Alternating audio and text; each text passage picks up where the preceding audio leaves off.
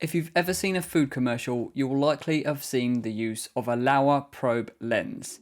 It's ridiculously expensive, it's a weird looking thing, and at times it's been really difficult to get hold of. If a £1,600 speciality lens is not for you, then you might want to try out this technique.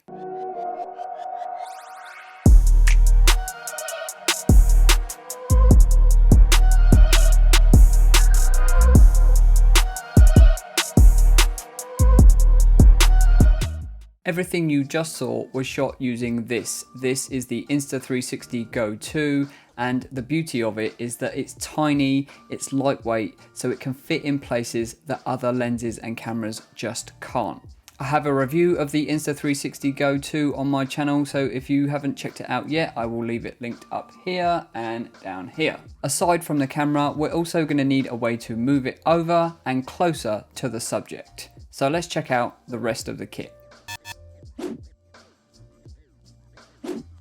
A Rhino Rove Everyday 8-inch slider, a 2020 11-inch iPad Pro, an iPhone 12 mini, an Insta360 Go2 action camera, the Falcam F38 quick release system, an adjustable clamp, an Insta360 Go2 action mount and screw, a telescopic action camera pole. So here's the setup. On top of the Rove slider, I'm going to attach the Falcam F38 quick release system. To that, I'm going to attach the adjustable clamp using the base plate for the quick release. Inside the adjustable clamp, I'm going to clamp the action camera pole. You need to make sure this is nice and tight so that it doesn't wobble around when the slider's in motion. Then on the end of the action camera pole, I'm going to use the Insta360 Go2 action mount. Again, making sure it's nice and tight and that it's at a right angle to the pole. Then the Insta360 Go2 will snap into the mount with the lens closest to the slider. This means that you can get the lens really close to the subject. Then I'm going to turn on the slider so that it's ready for pairing with the app.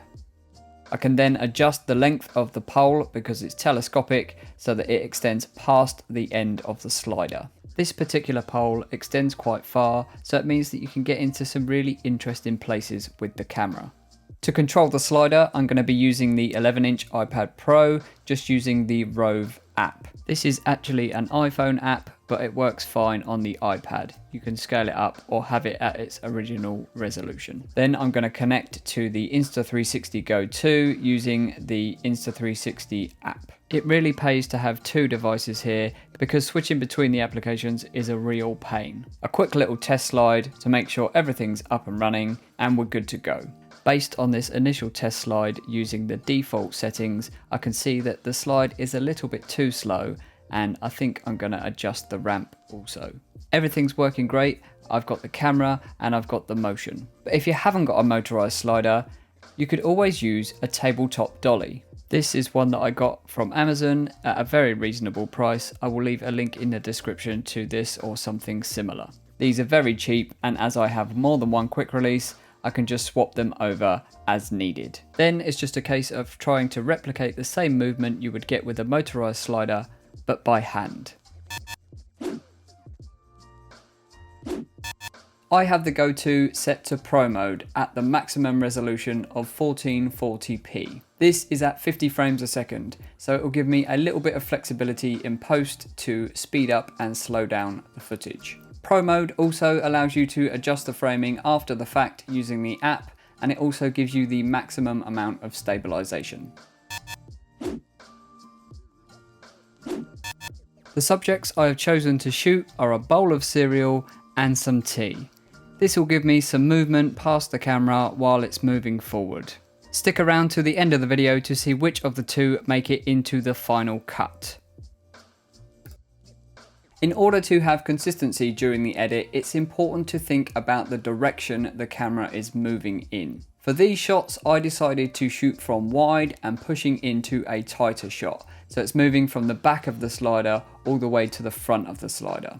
This means that all your shots will be going in the same direction, and it will avoid the audience feeling like they're motion sick from going back and forward and back and forward. Because I'm using a motorized slider, it also means that the shot is repeatable. So if you are using either a manual slider or the tabletop dolly that I showed as an alternative, then you just need to try and be consistent with the speed, and if you're using the dolly, the line of movement. The Go2 works best with plenty of light. So not only do I have the Elgato key light on 100% over the top of the subject, I also have two smaller portable LED panels either side of the camera. I'm using an iPad Pro to control the slider. I have it set to its fastest speed, which is 6 seconds from front to back, and I also have the ramp turned down to 0 because I want to be able to control that in the edit. For control of the camera, I'm using an iPhone 12 mini, and this is using the Insta360 Go app, which allows me to monitor the framing of the camera as well as start and stop the recording.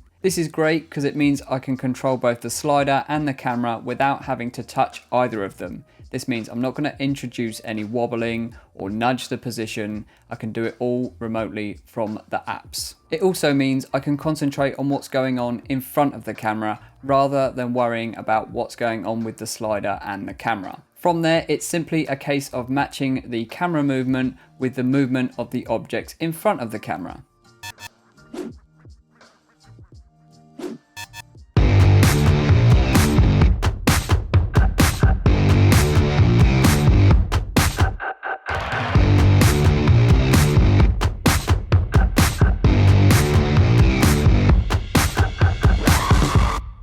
Let me know down in the comments what you thought of the final results. Did you like it? Are you going to try it? Thank you for watching this video, and I'll catch you in the next one.